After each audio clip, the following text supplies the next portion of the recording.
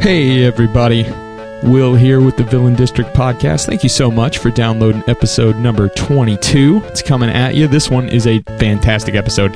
We got Jake Reber on the show this time, and Jake, if you don't know him, he's a stand-up comic in Louisville. He's also a stand-up bass player, so he actually brought the stand-up bass into the studio and played us some music, which made the whole experience that much better. He does a local stand-up show called Comedy Attack that he hosts every other Sunday at Kaiju, so check that out. And then also he plays the character Jake in the local YouTube show Bagged and Bored, of whom we've had some folks on in the past, so check that out if you haven't yet. Also, a couple things before we get into the episode real quick. Villain District, the band, has a couple of shows coming up. July 31st, we're playing at Magbar here in Louisville, so come out and catch that. And then on August 7th, we are actually opening the Driftwood Music Festival, also here in Louisville. We play at 4 p.m. in the afternoon, so call in sick and show up. There will be food trucks, there will be lots of bands. It'll be a great time. So we will see you either on July 31st or August 7th, or both, even better.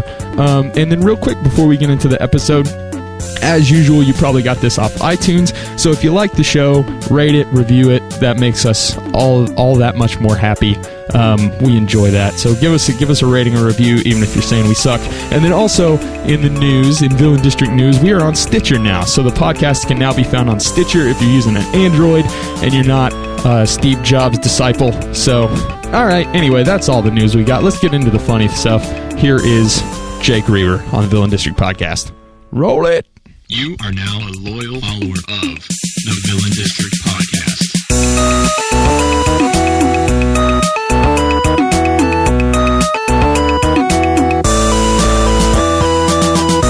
What is it? X? Mortal Kombat X? Yeah. It's nothing about it really translates as cool into my head. It's not shocking anymore to pull somebody's spine out. That's the thing. Right. We're going now, by the way. We're on. That's the thing about Mortal Kombat. When you're a kid and you're playing Mortal Kombat and you first learn about fatalities. Yeah. Fatality. That's right. It was a big deal. Yeah. You felt like you were doing something you really shouldn't be. You shouldn't see that. Well, also, it was a finite, or not final, like a final kind of thing. Like now in the middle of it, they have slow-mos of like you cracking spines and like ripping jaws, but it's like then the fight continues. So there's a disconnect in my brain of like, oh, that was cool, but like it means nothing because they're just still fighting like there's not a broken spine involved. That's just really dumb to me. I don't know. Well, and also like even fucking Hulk Hogan would sell if you like broke his spine. Right. But like especially at this age. Until it's time to drop the leg, you know. With just how the fact that torture porn is like a genre, right? Like when I was Hostile probably like all that stuff, 10 years old, if that existed, like it was in the deep web. You know I remember going to see Saw. I remember going to do that and being whoa. Yeah, the first Saw was baller. Yeah, I was like, this is really, really horrifying. Yeah, made me feel funny for sure. Yeah, me too. I felt really funny. Carrie Elwes doing the worst take of all time because they only had enough film to do one take for every shot. Oh, which really? is how they like saved on the budget. Oh my goodness! And it's really? like, God bless Carrie Elwes, he's amazing. Yeah. But he had the worst take of all time of like him. I forget what happened to him, but like he sawed off his leg. Oh yeah, because it's called Saw, and he's just spoilers. Like, I'm losing a lot of blood. Trying not to sound excruciatingly British. Yeah. Mm-hmm. Absolutely. So thanks for joining us again. Yeah, no, thank you guys. I appreciate you bumping times for me twice now. No worries. Now here's the thing. The first time I've got a story to share with you. Okay, right. Go for it. Okay, so I work here. I left a little early on Monday, which it's Wednesday now, because we were going to do a podcast around 7 p.m. on Monday. So you do. Mm-hmm, like you do. It was probably like 4:45. Like everyone do. Yeah. 4:45. Headed home to old Louisville area from here, so it's not that far. Yeah. But Oh no, he didn't. Anyway, so I'm driving home. Yeah. Got plenty of time to go home, get some R&R, come back by 7. Yeah. Record a podcast. Right. Well, I get like a half mile down the road and I'm stuck. And out of the corner of my eye, I see just billowing smoke coming from downtown. Yeah. So Louisville is burning. Louisville is burning down. Louisville was burning down. Yep. And traffic didn't move for probably an hour and a half. Gosh. So I was in traffic until almost 7. About that time, finally, when my part of the traffic broke up, I was on Main Street. I made a left onto Floyd, right? Yeah. I get stopped again. And I'll tell you why I get stopped this time. There's a Mustang out in the middle of the road. Is it burning? It wasn't. This is only going to be disappointing. Oh, you just wait. Mustang out in the middle of the road. And there was a pickup truck just been mudding, you know? Yeah. Been mudding. And the cars aren't touching. There wasn't an accident, no collision, but feelings were hurt. This was a time of struggle for our city. Yeah. Feelings were hurt. It's true, yeah. It is Guy true. gets out of the Mustang, beating his chest, throwing his arms around. Okay? Guy gets out of the old bin mudding truck, Yeah. Yeah. beating his chest, Does he pounding slap his the fist in pavement? the 'Cause air. That's when shit goes down. Might as well have been.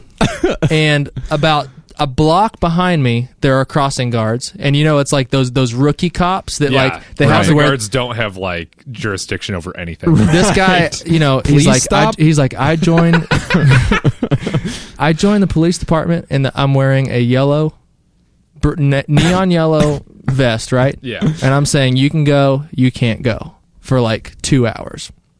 So he's like this, and I even thought to myself like. This young rookie cop, like Right. he's probably thinking, like, this is what I signed up for, and I kind of felt a little bad for him, right? Yeah. Cut 2, I'm like 3 or 4 cars behind this scuffle. It's a scuffle. Yeah. The next thing I know, car in front of me, old man peeks his head out the van. He was in a van, looks past me towards the crossing guard and shouts, "He's got a gun." Yeah. One of these guys has a gun and is threatening to shoot the other guy. Guy number 1, I'm not sure who had the gun. Guy number 1, his girl was out, and she was up in this other guy's face, just like, right? What a great and like impression. The Bin Muddin guy is getting ready to hit her.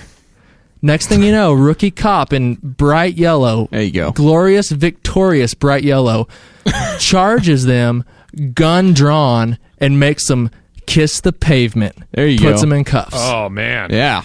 Yeah. Just on the Yeah. did he see the Bin Muddin's gun? You know, I'm trying to I don't pronounce it know. like he's a domestic terrorist because in my mind he Right. he's You know, got I'm- Confederate truck nuts on I'm his- not sure. It all happened so quickly. Yeah. But the next thing I knew, there were no more crossing guards Yeah. worrying about fires. Right. Every single cop in this town was right there, Right. and I still couldn't go anywhere. That, was still but, stuck. but you got to witness the equivalent of like the lunch lady getting called in to teach algebra. I did. Right. Right. I did. That's you were there for like a life achievement of Yeah. this crossing guard. Yep. But next thing I knew, the guy didn't have his vest on anymore. He had Yeah. graduated. He Yeah. had been graduated. And he was walking He it had off, dude. digivolved He had and a became like he had a trench coat. But regardless, he had to walk it off. he walked away as Willem Dafoe. Yeah. It was insane. He was just like conducting an imaginary orchestra. He was. Yeah. That interaction was the Moonstone, which evolved him into Willem Dafoe. Yeah. So- my favorite part of your story So just we're- now, Yeah. really quick, is how you avoid stereotyping person number 1 by just saying he's been mudding. Yeah. Well, just- I that will was so say, smooth. like, I'm not one to stereotype, but I'm a human being, so I am. Right? Right. Right. These two, I'm not gonna paint a picture for everyone, but these two were polar opposite picture book stereotypes Of white people. in action. Yeah. Well, one of them was white, one of them was black. The black guy had a Mustang or black guy had a truck? The black guy had a Mustang. Yeah, that's what I figured. Yeah. I mean, It was silver. Right. It had rims though. And that's had- what I'm saying. He Like, hadn't been mudding. these guys, like not in a, Sure. these well, two. black guys don't really go mudding anyway. See, Well, I don't know where we're from. where we're Probably. from, there aren't any Everybody. black guys. Well, that's true. Yeah. That's true. something to consider. Get I love with this. it. I love this. A perfect character we've concocted though of like the the redneck Middle Eastern domestic terrorist Osama bin Laden. Nice. Yeah. Nice. But Well he was played. He also breaks all the stereotypes. He does. he was also wearing a vest. It was orange, so I'm sure he'd been working construction. Whoa. Okay. So- okay. Gosh. Right. Whoa. Slow Breaking the down with mold. those stereotypes, man. Breaking the mold. Maybe he had been conducting traffic somewhere else. Yeah. Let's not be crazy. So I said all that to say it's Wednesday, and we did it. We're here. We're Yeah. here. We made it. Funny enough, I had no problem with you canceling because I had I had a friend put out a plea on Facebook to help somebody backed into her Cadillac. If Oh. we're gonna keep talking cars, Right. And they compressed the bumper into the body of the car enough that it was just like cutting into her tire. Oh, And yeah. she didn't have any tools, despite living in a shed, which is kind of ironic. A tool shed. So I picked her up, and we got tools from my job, and then cut away her bumper enough so that it's jeez. like drivable. Yeah. And Oh, so yeah. then she bought me a victory beer for Nice. that. And so we Nice. were just Yeah. watching Louisville burn on television. Oh. So when you're like, hey, I don't know, it's like, oh yeah, that's fine. Yeah. I'm hanging out. I'm getting beer. So. Downtown is on fire. So Yeah. yeah. Well, yeah. You're standing up. I feel like Yeah. a bad host of the No, podcast. I offered, but yeah. I had to sit for the drive here. Right. Fair So- enough. Fair enough. Well, tell us I did about. not ride a Segway. That is true. That is the. For those of you who listen regularly, we interviewed Jake at Derby City Comic Con. Right. The last interview on our of our day. Episode number 20. And I think we threw out the idea, hey, you're a musician. Yeah. You should bring your big bass to the studio Yeah. and just do what you do. Right. Yeah. So that's why you're standing up. Yeah. Yeah. So, I'm happy to. It just depends on what you guys want to hear. Because, Yeah, man. I mean, we'll chat a little bit. If you feel like playing something, you can play something. yeah. We'll figure it out. You know? It's going to be like, for some reason in my head, it's more like High School Musical. Okay. Yeah, Do like, I, you like- have any requests? Like it's like I'll play all the hits. It's just like everyone knows it's happening Yeah. when it happens. Oh, right. Oh, Right. yeah. Mhm. So, like, you'll be in the middle of responding to some question that Joe or I ask you, and then you just start singing. Well, like that kind of. kind of I did thing. one Yeah. podcast once where I just tried to play bass throughout the whole thing, and that was pretty interesting. Oh, yeah. Just like background. yeah. Nice. Nice. Because I love playing wallpaper music. Yeah. Yeah. But, Speaking of that, I saw you at Run on Hirschberg's show. yeah, that's the kind of thing. Yeah, Yeah, that's the kind of That stuff was I do. great. Thank you. How much of that was? Did you know what you were doing at both nights, or was it different each night? Because you played kind of background, like you backed up Yeah. his sort of closer with some tunes. So, do you mean what? Like, do I have it all thoroughly composed in my head? How it's Yeah, gonna yeah. go? Or are you just kind of moving around? Yeah, I have spots like every time because I often will play bass behind, especially Ron, but anybody who wants it on a Yeah. show. I used to do a show called the Comic Jam where I would play. I would bring a few instruments and get a couple people to play with me if I could, and play music behind everybody's stand up, which was fun, but a lot of work to put on. Yeah. So like, I always tend to start with the bass line of Tom Waits' "Step Right Up," so which is just like.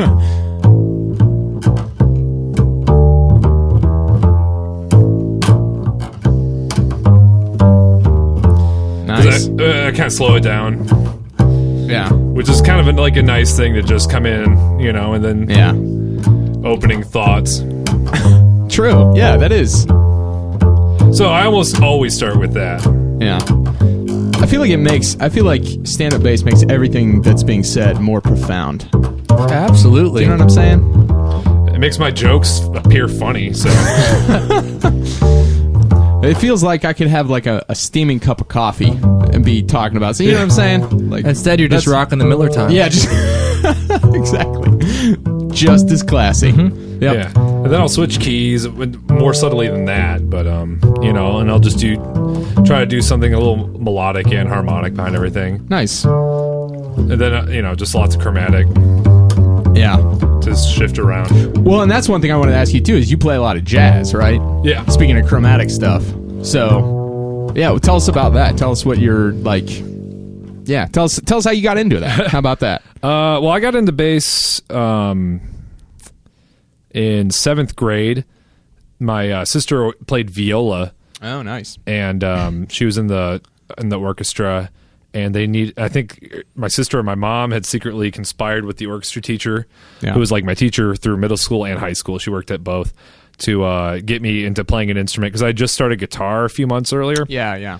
And so my orchestra teacher was like, just come on in and try it out, see how it feels. And so I did like, yeah, that's good. She's like, all right, cool, I'll sign you up. And I was like, whoa, what? And so, they're just itching for people yeah, to exactly. sign up. It was just like, no, you're in. No, it's too late. And so I learned fairly quickly and kind of like caught up to everybody else who'd been playing for a while. Yeah. And I got pretty good. And I got a bass guitar the next year in 8th grade. Oh, cool. And I got really into that and really into like, I got into jazz through just getting tired of classic rock radio. Yeah. Like, you can hear All Along the Watchtower only so many times before you're, like, what was Jimi Hendrix's other stuff? And you're like, oh shit, Band of Gypsies is way better.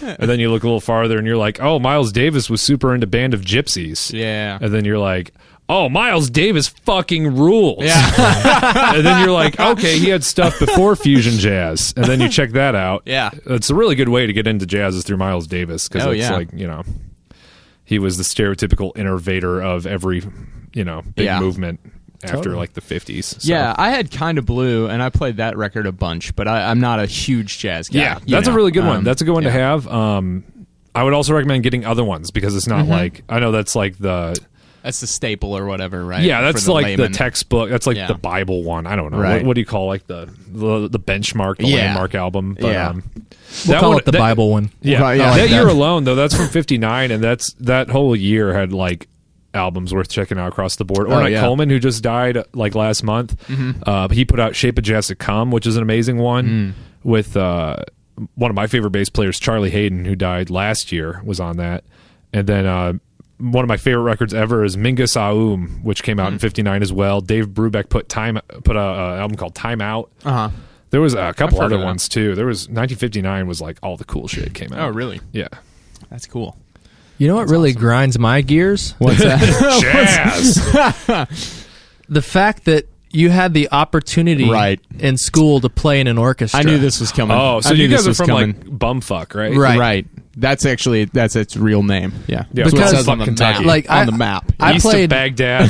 That's right. North of Paris. Yes. I got to play the saxophone, so that was cool. But like, so nothing you had a stringed. band but no orchestra. Yes. Right. Yeah. So like, my mom brought me up on like Phantom of the Opera and stuff. Oh, cool. Yeah. So like, and my dad listened to like, I don't know, the Cars. Yeah. So it was a nice little blend of things. Right. But I just feel like I would have picked up a violin or something. Totally. I played. I had to play tuba in the band, which was not good. But it was the same. Like you were like, I'm going to join band finally in like the eighth grade probably. That. Yeah. And the director said, "So what do you want to play?" And Will said, "Drums." Yeah. And he said, "No, you're playing the baritone." Right. And then you graduated. They moved me over to tuba. But the upside of that was I got to play bass in jazz band, which was like an after school kind of thing, you know. And so that made it a little better. But that was the only strings. I guess there was a guitar in jazz band. But yeah, was there? I think so, on and off. If they had, but it's always the worst kid in the band that plays guitar in jazz band. With all due apologies to any friends who listen to this, but that's like the stereotype of high school jazz band. It's like the kid who's been growing up on cornflakes and Stevie Ray Vaughan licks. Sorry, for Billy. like 5 years. Clearly behind every trumpet player. Yeah, that's true. So where did you? I have to ask this. You sound like we have a good friend who's from Wisconsin. Okay, she's not from Wisconsin. She's from Minnesota. Yeah, she's not from Wisconsin. She's from Minnesota. You sound like you've got a little bit of that going on. Well, my mom's from Wisconsin. Okay, and my dad's from Michigan. Yeah. Hey, nice shooting there. I was like, Ace. He says words like Kelsey does. So maybe there's some. I just try to have what I like to call a Jedi accent, which is just devoid of any real nationality. Yeah, right. Your non-regional diction, if you will. Just add like a little bit of like English pronunciation. Right. Yeah, that's a Jedi accent. That's right. It's Will true. and I, growing up, we always tried to really just rip the culture out of our vocal cords. I guess. Oh yeah. We listened to a lot of like 3-piece punk rock bands. As you stuff. should, because like the southern accent is just so fucking terrible. It sounds so ignorant. It's just like you can't. It's so hard to take anybody seriously who isn't named Jodie Foster, who has a southern accent. Now, if you have a hair of it, it can be charming. But you gotta ride the line. You gotta walk the line, Mr. Cash. It's gotta be a McConaughey or less. Or less. You have to be a lawyer. Like having a fight with your... Which McConaughey usually is, statistically, in his films. For the most part. Less than or equal to. For the most part, yeah. Absolutely. So are you from here originally? Well, I've lived here almost 10 years, and I lived in Lexington for 10 years before that, which puts me at like very young when I lived in Ohio, and I was like born somewhere else in like Michigan or something. So... Cool. Nowhere interesting. So mostly Kentucky. Yeah. But I've managed to abstain the southern accent. Like, I'll accept your ranch dressing, the South, but I will reject your vocal timbre. That's fair. Yeah, that's fair. Put some ranch on it. Yeah. On the but pizza. That's also like sweet tea. I've always just been into cartoons and knowing who the voice actors are and having a bit of a rubbery voice and being able to do impressions and stuff. Like, you guys were talking about the roast of Harry Potter earlier, and so I did Rickman on that. That was very good, which people liked. I also played the Phantom of the Opera on the roast of Dracula last year. Very cool. Which I didn't really. Well, I sang all my parts. I had like a Casio keyboard, and I just played the you know, and sing once again with me. Yeah, exactly. I just sing-songed everything. I pretended I was like Hugh Jackman or something. Yeah, that's great. Yeah, the Alan Rickman was fantastic. Thank you. It was very, very good. And I've got a few, that I do well, and then I've got a bunch that I don't do well. So do them anyway. Yeah, isn't that life though? Yeah. That was deep. That was deep. I was Macho Man Randy Savage for the roast of Hulk Hogan, and that's a really fun one to do. Man, that's fantastic. Oh, yeah, the Macho Man Randy Savage. Cream of the crop. Oh, yeah. That's really good. Nice. Funky as a monkey, sweeter than sour. Oh, powered by the hour. That makes me want to snap into a Slim Jim. Pretty hard. Yeah. I haven't lived here long enough to know that these things happen. Yeah. Like these roasts and stuff. I feel like sad. 3 years in October I'll be here. Oh, nice. Yeah, like I feel like I'm just now kind of learning that things happen. You know what I mean? Well, you're making enough friends to just hear about shit. That's how that works. Mm-hmm. Yeah. Unless you're somebody who scours Facebook trying to find happening shit going on. Oh, yeah. Right. Which is cool. I mean, those people are good. Right. They just, you seem like they're somebody... not good. Yeah. Don't speak highly of those people. You seem like you have the ability to make friends better than they do. Right. I think that's why they scour the internet looking for places to try to make friends. Some people have trouble making friends. Yeah. That's true. It's true. That's sad. Moment of silence. Yeah. Anyway. I ruined it with laughing at these people. Right. At them. Cruelly. Mm-hmm. Yep. Yeah. Yeah, totally. I feel like I've had trouble. When I first moved here, I had trouble making friends. Yeah. Like certain insecurities, like you have to you just have to get over yourself, I guess, at times. Yeah. And I've struggled with that. There you go. Maybe I still struggle with it. That's vulnerable, man. Yeah. Thanks, man. Let me play something really sad for that. Say that again. Sometimes I really struggle with my insecurities. I feel that, man. Me too. Me too. But sometimes you just got to break free. Ooh, yeah. Break free. I broke free. Oh, that was good. That was gold. We're gonna clip that out and sell it for 99 cents on iTunes. I think we just found our late night band. Yeah, exactly. Yeah, Yep. That's so dramatically offensive that would be 99 cents on iTunes, which is like the exact same price of like The Hurricane by Bob Dylan. Right. Like 7 minutes of like awesome songwriting. Yeah, it costs the same amount. There's like 30 seconds of bullshit. It's worth the same, right? No, but like you know, which is nothing because you download music for free. Music's worth nothing. True. That is true. So you know what I found out? I forget who it was. Not on a podcast I was talking about this, so it's fine. John Cage, right? With what was what's the song? The song everybody knows. The one that he's known silence. For is it's 4 minutes 33 seconds. 33. Okay, 4:33. That's on iTunes. You can buy that for 99 cents on iTunes. Oh man, you can buy multiple versions of it too. Of course, which is pretty great. I mean, just silence. It's ambient sound is really what it is. But way to go, Apple, for making $1 off. You know. Oh yeah, might as well, right? Logical ambient sound, I guess. Totally. Thanks a lot, 9 Inch Nails. What?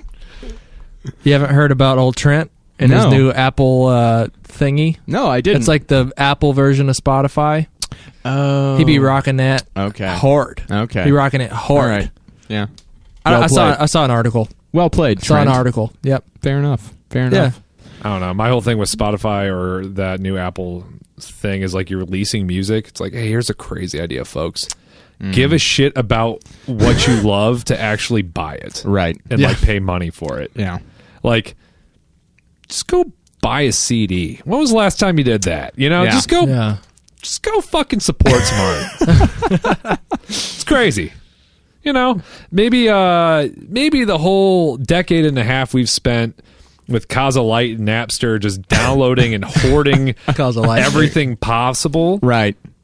Was fucking wrong. Has it been long enough that we could just admit that that's thievery as well, and that it devalued music to the point that everybody thinks it's worth nothing, and that maybe we should not do that anymore? Yeah, well, I think we're just totally broken.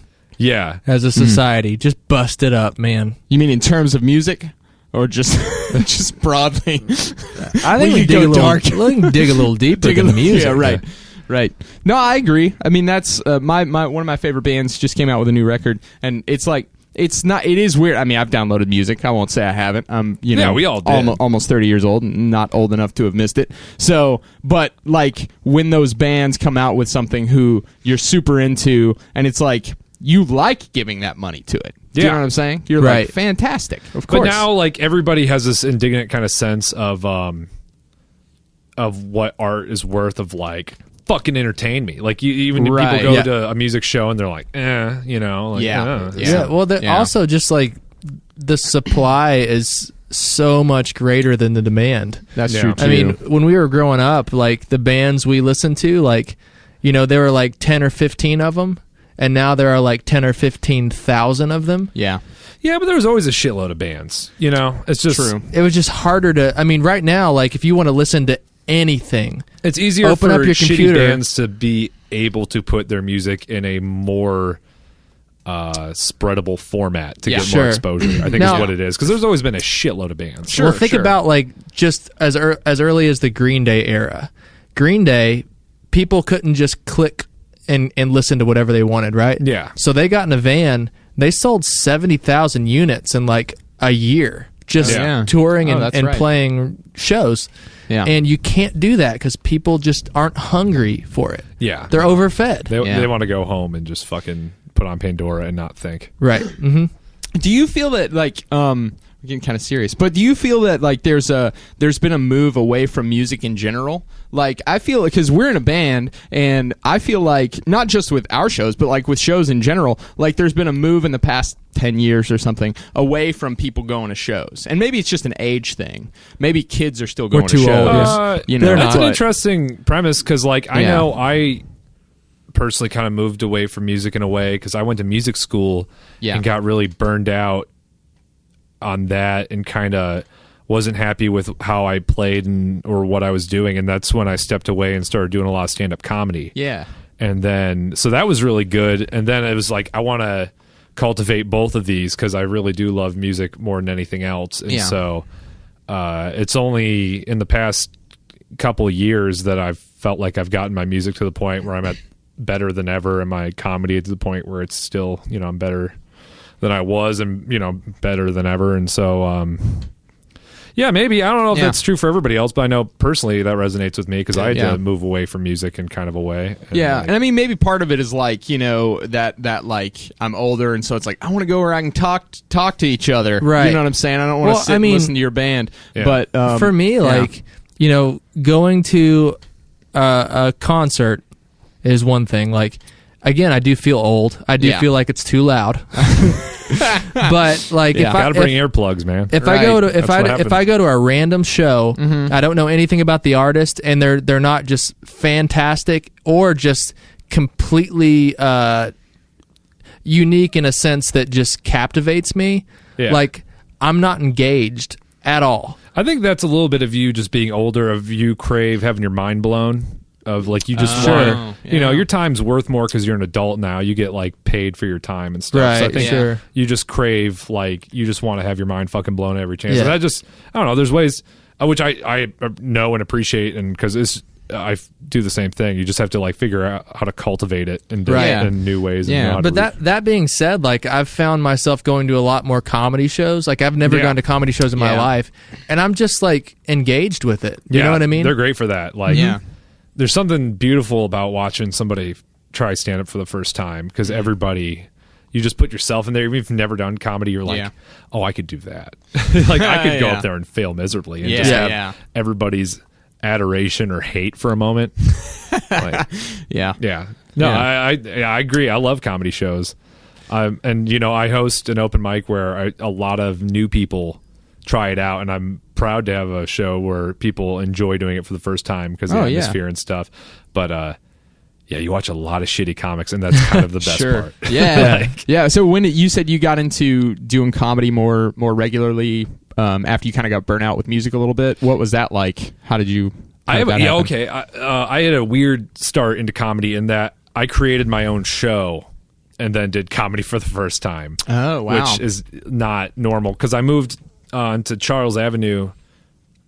Is it Charles Street? Charles Street in Germantown, which is okay. Like, if you have the Knock Bar and where Groucho's was, which had just opened up a couple months after I moved, I formed a rectangle with them and eyed her down. Like, I was the upper left of that rectangle. And then Groucho's opened a couple months later after I moved, and that was like my bar. That was like, this is the fucking best bar. I walked in, he was playing Sun Ra's Nuclear War the moment I walked in. And like, I just got a beer, and I was like, he's got all his weird paintings everywhere. And I was like, well, this is my bar. This like, is it. Yeah, there you're you go. playing Sun Ra, and Nuclear War's a motherfucker. This is great. And so pretty soon after that, I asked him, like, hey man, do you want, or he said he wanted comedy there. He's I was like, I was thinking about getting stand-up comedy here. I was like, I know 2 comedians. I can host this show. I had 2 friends that did stand-up. Yeah. One of which was a musician named Alex Moore, who moved to Philly, but he's an awesome trumpeter. And then it started just racking him with pain. He couldn't fucking play trumpet because that's a hard instrument. Wind player. And so he started getting into stand-up and was just real funny. And so that kind of inspired me a bit. And then I was friends with another guy named Tyler Jackson. I'd seen a few shows of his. So I was like, I'll just make a show and I'll host it. I'm not really a comedian, but I can host it. I could do that. Yeah. So I did it. I made a show, and that was the Comedy Attack, and a bunch of people came. That room was like full, like people just stacked out of Groucho's in that Shotgun House style. Yeah. And I did like 10 minutes up front, and then I did another 30-minute spot later, which is like not the way you host anything. But I was like, I didn't fucking know.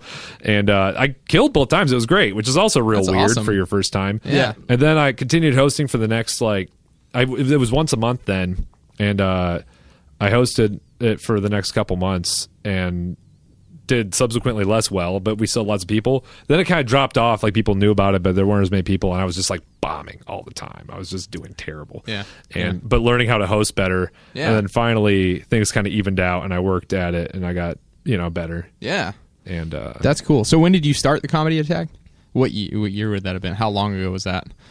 I think 2010. Oh, okay. I'm guessing. I'm pretty sure 2010 or 11. Around that area. And was that a lot of word of mouth stuff, or were you posting flyers? Yeah, Grouch made the first few flyers, And I kind of kept up his style after that. And like we made a lot of flyers. If you ever look at the Facebook page, there's a library of all the flyers we've ever made, which are always black and white with Arial font and then some kind of violence that will make you laugh.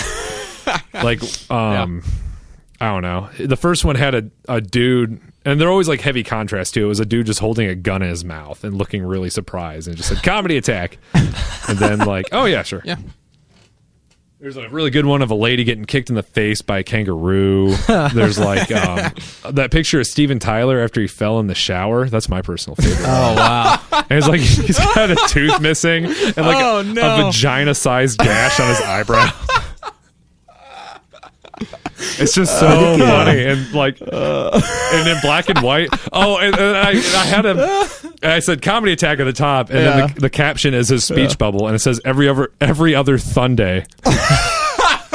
Nice. That poster makes me laugh every time I look at it. It's like the Irma Gerd thing. It's like your favorite meme. It'll just make you laugh no matter how many times you've seen it. And there's something about black and white too that kind of like calls back to that like punk rock mentality of and it's posters. cheap as shit to print. That's sort of DIY thing. Well, that's probably why too, right? Yeah. I mean, it's these people who want to do stuff who have no money to be doing this stuff. So I have a lot of fun making them. Yeah. There's like one is Nicolas Cage as Vegeta, and like my latest one was Chuck Mangione, but his face was a pug. I found.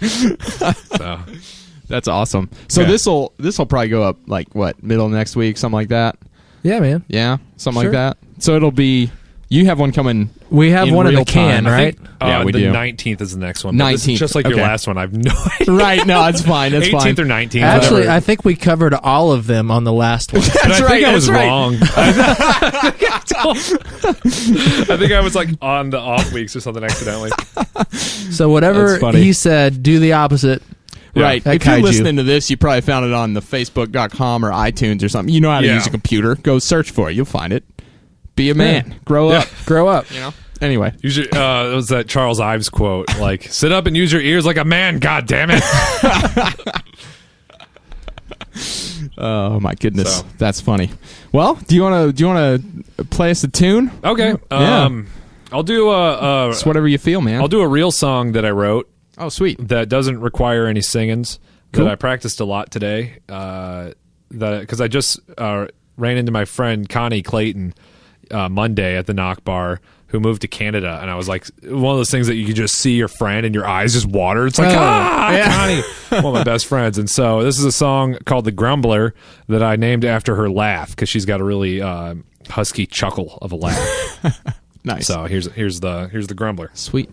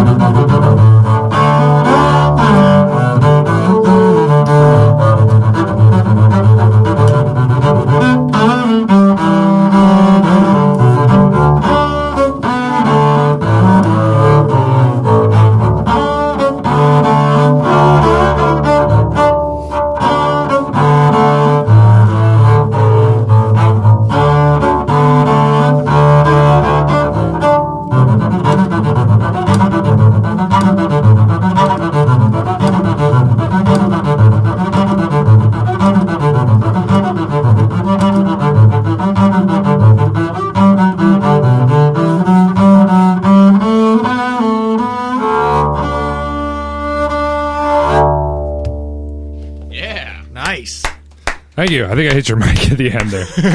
I think that was the that was awesome. That was the cue. Thank you. There is fantastic. something about a bowed instrument that I think it resonates with what it means to be human. Does that make sense? It does make sense. Yeah, of course. A lot of people say that cello is one of the closest timbres to the human voice. I believe it. Yeah. And then a lot of people call this a cello. So that's a giant. You're just very small. Huge. Yeah, it's twice as large, but I get that one. You're very short, and that's it's a nice cello. What was I gonna say? I don't remember. I've picked up I'm a guitar player, and I've picked up a few fretless instruments like violin. There's like a little cello-like thing in there that somebody left in there. It's pretty cool. Oh. But I'm sure it's just a lot of practice, but I just can't play in tune. Oh yeah, it's so hard to find the notes. Yeah, it's like a gradient. Well, I played when we had jazz band in high school. Our band director was a bass player in jazz bands and stuff like that. And who was it? He saw somebody, like some famous jazz guy threaten to stab somebody or something, was one of the stories he told. Anyway, probably Mingus.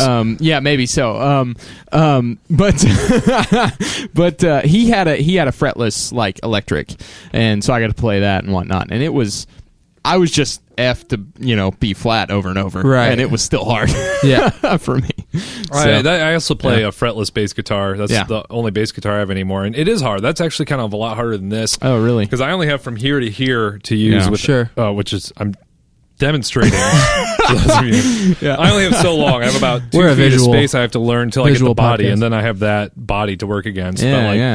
Fretless bass, that neck is so long to have, no reference point. So I look to see where and then the frets are just ground even to the neck, so I can see. But it is hard. It's I was kind of pitchy on that playthrough as well. Like especially when you're doing acrobatic shit in thumb position on a bass. It's just a lot of work. I play with a drone and a metronome and just kind of work it over. And I'm jealous of like pianos and guitars that don't have to. Yeah, and like you put your finger in the right place, and if your guitar's in tune, right? You're in tune. But it's unless you just dig into your strings, right?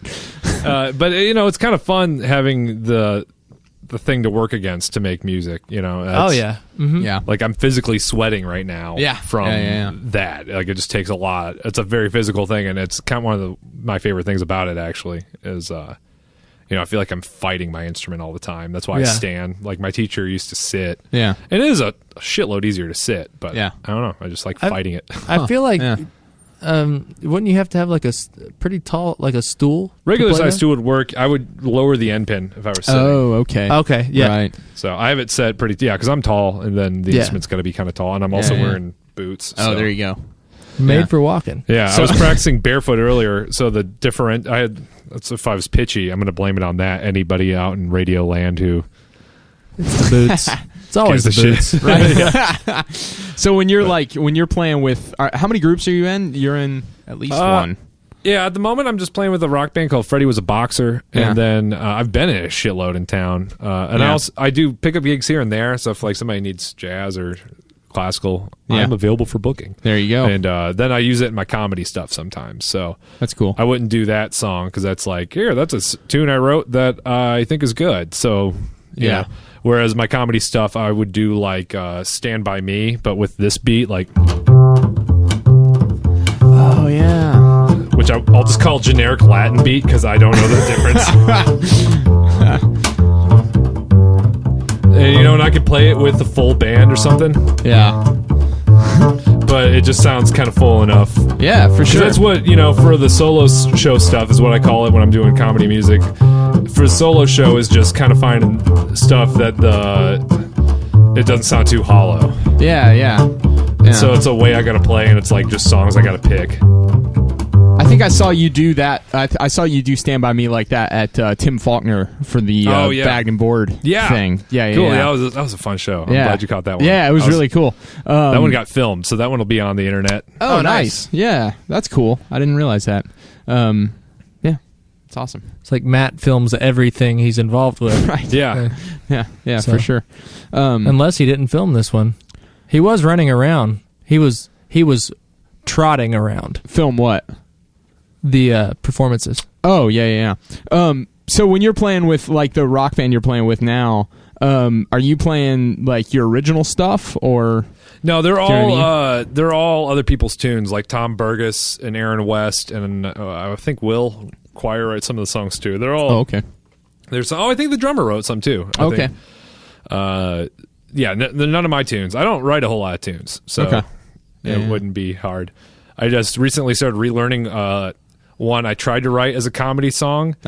I tried to make the saddest bastard country song ever called Whiskey Sads, and then I realized that it's actually impossible to make a parody of a country song because right. It just comes out as a good country song. There's no glass ceiling on how absurd a country song can be. Like, I can't. I'm not comfortable enough trying to remember the song. I'm relearning it right now to do any of it. But it's just like the lyrics are absurd, just about drinking. Yeah, like here's a song called "Whiskey Sads" for all you whiskey dads, kind of thing. Like, but it just comes off like, of course, that's a country song, right? I feel like you'd have to go real hard, like dark. Yeah, you'd have to. It seems to like try, you'd have to get a laugh out of just like they're not allowed to say that on the radio. Yeah. I do say fuck on it, but so it's not. That'll do it. But whenever I show it to people, they're like, "Is this supposed to be funny or serious?" I'm like, well, there you go. I don't even know. Yeah, but that's kind of like what my shit is anyway. So it's good. Yeah. So you started, or I don't know if you started. I don't want to say that. When did you begin to sort of incorporate these two interests, like of music and comedy? Pretty early on. Yeah, actually, into my stand-up thing, which I've been doing for 4.5 or 5 years. Yeah. Pretty early on, I had my closer, which I will do for you guys to close out this show. Yeah, because that will hopefully translate to this. Yeah, and I was like, okay, that is good. That works. Yeah. And people were always like, you should do more of that. And I was like, I want to. It's just a matter of thinking of stuff. To do. Yeah. And now I've gotten to the point where I can kind of like stream of consciously talk and do bass at the same time. So that's kind of, I think I always had the ability to do that, but I wasn't very comfortable doing it. Yeah. So now I write a lot of one-liners anyway. And so I'm just going to start trying to fuse these two together. Yeah. That's awesome.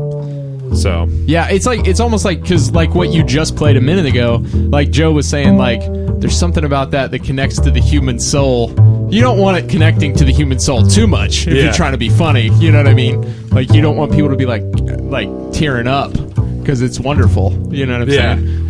That's like, I want my music to be taken seriously, but I also want people to know that like I'm not taking myself too seriously. Right. So yeah. That's awesome. Totally. What else you got? Wait, so real quick before anything else, I do have to say how this got set up, how we started to have so two things. First of all, I was at work on Monday. I guess it was Monday. I was at work on Monday. Can I say you need to watch the show Bagged and Bored? Bagged and Bored. Let's edit all that out and just go, you need to watch Bagged and Bored. You need to watch Bagged and Bored to understand what Will's about to say. Right. Okay, so, let me go chronologically. So first, we had Matt Gaither and April and Kent from the show on, and we did an episode with them. And one of them, and I don't remember who it was, said...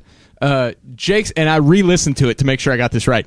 They said Jake's the kind of guy who will just say, "Listen, John Mellencamp sucks." Yeah, that was the quote. And I was like, "That's a more polite thing than what I would say." And I would say, John Mellencamp sucks chili dogs." Right, because that's his own words, and that is super rude. And but anyway, I was like, I'm not really sure what that means. And then on Monday, we had met at Derby City. And I just got a Facebook message that said, "When's the next time you guys are recording? I feel like doing a podcast today." And I laughed at work. It was awesome. and I was like, "I don't know, man, like this week sometime." And you were like, "Cool, I got shit to say." Yeah. Well, that's mostly because I was working. I listened to a shitload of podcasts while I'm at work. Yeah. And that was mostly in relation to the fact I got mugged last Sunday. Oh my gosh! So yeah, let's talk. Let's talk about I figured that would make for great radio. Yeah, let's hear it. Yeah, or podcast. Yeah. Great pod. Yeah, good pods. I was sitting outside that Logan and Oak music space where I rehearse across from like the barbecue joint. I was just sitting outside trying to, like I said, get my one-liners together so I could try to play music over it. And I was just gonna make like a master list. So I had my laptop and my phone out in my hand. I was just about done. I was about to go in. It was like 9:07. I was just flipping through the last of Twitter to like, I'm not really finding anything. I'm gonna go in. And then all of a sudden my phone wasn't in my hand. And I looked up, like, surely a friend's ribbing me. Like, somebody's playing a trick. Yeah. Gotcha. Yeah. And I looked up, and it was two, like, 16 to 20-year-old Germantown youth who, I'm not friends with anybody that age. And, right. Yeah. So that was, they got me. And now you're definitely not going to be friends. And they're just fucking idiots. They just like looked at me for a second and then ran. And so I was like, hey, fuckers. So I got up from my chair that I brought outside. I was just sitting. And I'm like holding my laptop. So I got to like, I can't just put that down. And so here's the preface right here. The background is, I was wearing dress shoes at the time because I always do because I want to, be ready for anything, in case, I want to look nice. Totally. I also just hate shoes. I hate tennis shoes. I hate fucking Nike and everything. So I just buy what's on sale, the cheapest dress shoes always, and just always wear those and have fucking awful feet. And then I had just broken my big toenail on my left foot like 2 weeks before, so it had just fallen off the day before. Oh God. So with those three X factors of like holding laptop, shit shoes, and like nailless toe, I fucking booked it after them. And the silver lining is they looked scared. Which is like, you felt pretty good about that. That's good. That makes me feel better. Yeah, that is good. Mm-hmm. And so I kept up with them for a few blocks, just chasing after them. Wow. Well done. And then they hid around a house. We went a few blocks and a couple streets over, and they went into like behind a house into some yards. And so I followed them back there, and then they were gone. So I just looked around to my back left beside a porch, and the kid in the red shirt who had stolen my phone on my hand, he was crouching beside the porch. Like he might as well have just been like, like that's the worst hiding ever. And so I say to him, hey, dude, I win. Now give me my fucking phone. I caught you. Like, let's just forget about this. So he stands up and puts his hand behind his back, and he goes, you want to get shot? Oh. And I was like, no, I want my phone. Just give me my fucking phone. And he's just like, what are you going to do? You want to get shot? And it's like, that exchange went on for like 15 or 20 seconds till I was like, all right, this kid doesn't have a gun. But I also like, you shouldn't just fucking waffle stomp a child, right, especially one that's not like the same ethnicity as you. If you're white like I am, like I know I don't look white, but there's lots of reasons not to kick a child in the face. There are plenty. And so I just don't want to kick any person in the face, much less a child. And then regardless of color. Of course. And that's when his friend was like, hey bro, what's going on? So now the other friend's coming up. So I grab the kid red shirt who has my phone. And then white shirt comes up behind me and punches me in the temple. And I've got one hand holding my laptop still. So I've got one hand to fight him. And so they run off. They just like punches me once in the temple and run off. And so I keep going after them. Because like, fuck them, I want my phone. And so they got a head start. So I shout, hey, you hit like a girl. Come back here, fuckers. Which makes me happy. I won't resort to racism in the heat of the moment, but I will resort to misogyny. I apologize to the lone female in the room. And, so I chased after him for another few blocks down another alley, and then they split again. And at this point, like, my shirt's ripped down my back. Like, so my back is exposed. Like, I just thought at some point, maybe a cop will roll by and see, like, a white dude chasing two black kids and a shirt ripped down his back, shouting, hey, fuckers, repeatedly. Like, holding, like, hopefully this is a scene enough that somebody would help, but, not around. And so I have to hop over a couple fences to, like, get around to the front yard because it's just like, this is so stupid. Like, what do I do at this point? So I'm in the front yard, and I hear a rustle, and I look to my left, and he's hiding in the pine tree. Oh my Like he might as well have just God. been standing with his hands over his face. It kind of Like reminds you, me of. you can't see me or something. Like the worst hider. It's like that Jordan Goodwin stand up when he hides. exactly. Hide and seek. It's hide and seek. Right. Yeah. It's essentially the John Cena taunt. Like it's every bit as out in the open. Annoying. Oh my gosh. So I go, "Are we doing this again?" And so he comes out from behind the tree and goes, "You want to get shot, bro?" And I was like, "Oh, fuck you!" And so I grab him, but he twists away, and then he keeps running. And at this point, we're at Kentucky and Shelby. After like Logan and Oak, so I've sprinted about a half mile between weaving through houses and to get there. Right. And I'm gassed, and I can see they're gassed because they're like spaghetti leg too. But like we're just going deeper into the shit of Germantown. And, like I don't know where they're taking me, and like what good is it? Clearly nobody's come by at this point. Right. So I go to the convenience store there and report the crime, and like go. And I gotta like this is all at like 9:35, and my comedy tax is supposed to be at 9:30, so I got to call and make sure my show is covered. Yeah.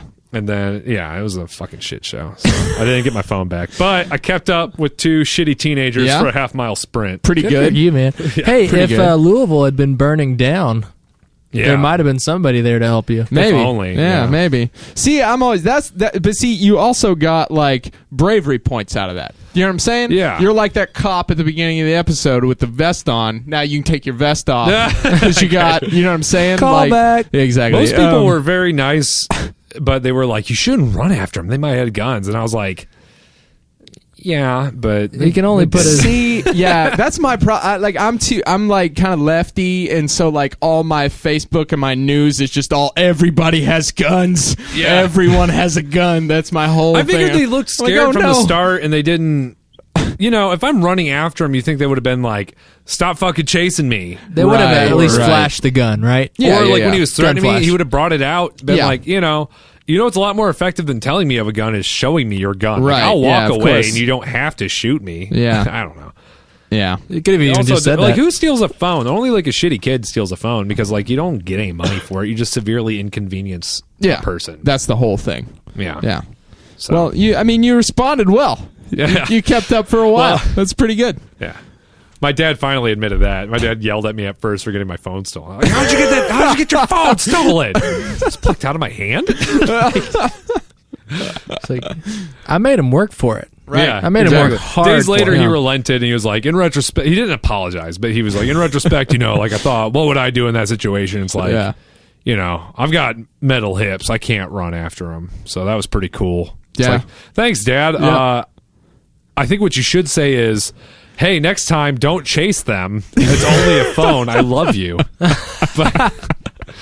But the worst part is I got my show covered that night because I didn't feel like telling jokes. Yeah. I went the next night to the Silver Dollar open mic to just do some time. And I did that story. Like I did an opening joke. I did that story and I closed out with a character. But like that story didn't get a whole lot of reaction, not a whole lot of laughs, and not a whole lot of anything because I think people were like, concerned. Like, oh, you just got mugged. Right. Right. But getting a lukewarm reaction hurts so much more than like getting something stolen. Getting the phone stolen. Yeah. Please laugh. All this pain I've suffered. Like I was Wasn't fine worth with it. getting my phone stolen, but because my bit went over, now my life is awful. And I'm gonna go pull into a golf course and sob uncontrollably for a couple minutes. Who was it that says, was it Renan that says, when bad things happen to you, you're like, at least I get like some good bits out of this. Yeah, there's a Yeah. future closer in there somewhere. Yeah. That's Dude. true. You'll find it. I'd like to Not think the phone. that, yeah, but just the closer. I Please, probably would not phone's have. more terrible shit. Let's bring it all on. What else can happen? So I can't say that I probably wouldn't have done what you did. Yeah. Probably wouldn't have. cardio wise or like courage. I don't know. Joe's making a statement about his personal health habits. Yeah. Right now. No. Sometimes I struggle with. I don't know. Yeah, I mean, the silver line. I saw. Just the fear, like, oh shit, we stole a 6'3" dude's phone. Yeah. And he's fucking keeping up with us for a half mile. At least they Right. At It's the small victories. least they somewhat earned that phone. Yeah. It's a small victories. You know, they'll think twice next time. The fear in their eyes. Yeah, all I want is adulation for keeping up with somebody 10 years younger than me. That's awesome.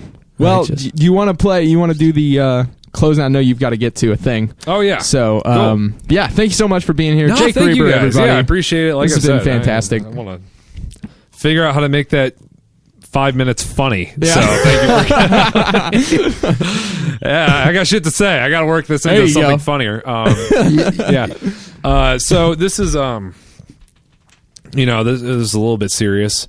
So let's make it even more serious. Right. Because comedy, folks, isn't all shits and giggles and laughs and queefs all the time. Sometimes you gotta get a little bit real.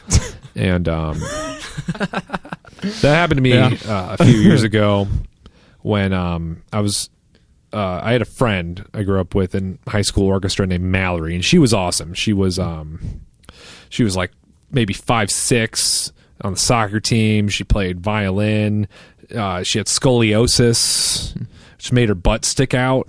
Which to this day I still think scoliosis is the sexiest of all diseases. And hey, I digress.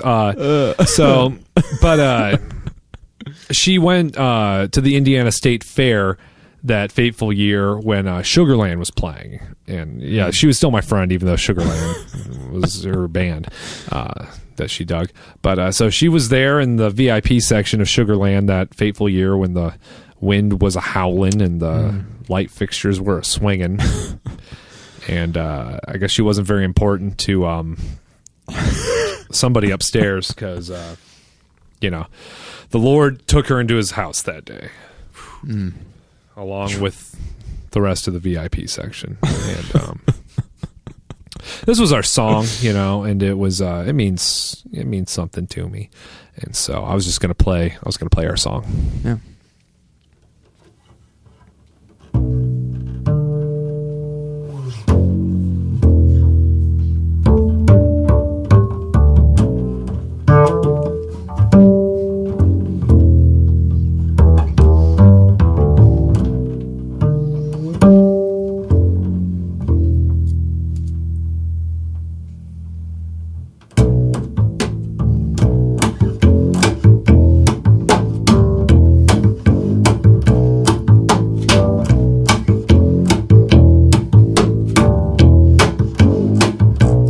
I'm just a bachelor looking for a partner, someone who knows how to ride without even falling. Have some respect, please. Got to be compatible, sexy to my limits. Girl, when I break you off, you won't want to get off. You're horny, let's do it. Ride it, my pony, my saddle is waiting. Come and jump on it, you're horny, let's do it. Ride it, my pony, my saddle is waiting. Come and jump on it. Sitting here pimping your stilo, every single portion. Girl, what I do to you if I had the chance? Got to be compatible, sexy to my limits. Girl, when I break you off, won't want to get off. You're horny, let's do it. Ride it, my pony, my saddle is waiting. Come and jump on it, you're horny, let's do it. Ride it.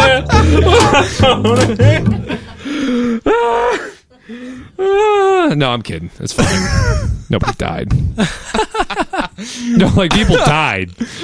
They were just Sugarland fans. Though. Nice. Yeah. Oh, that's fantastic. Yeah, thank you. I mess that up every time. I've never been able to all the years I've played that. I always mess up the bass line somewhere. Luckily, it's getting subtler and subtler. And everyone's laughing. So yeah, it's, hopefully. Yeah. Gorgeous. Yeah, usually fantastic. Yeah, meaningful. meaningful and deep. That resonated with my soul. I mean, you know, just the kind of person I am. We'll try this sign off. Jake Reber, thank you so much for being here. Hey, we thank will you all. definitely have you back. Awesome. Joe, whoops. You done good, Joe. You done good, Jake. You done good, Becky. Everybody done good.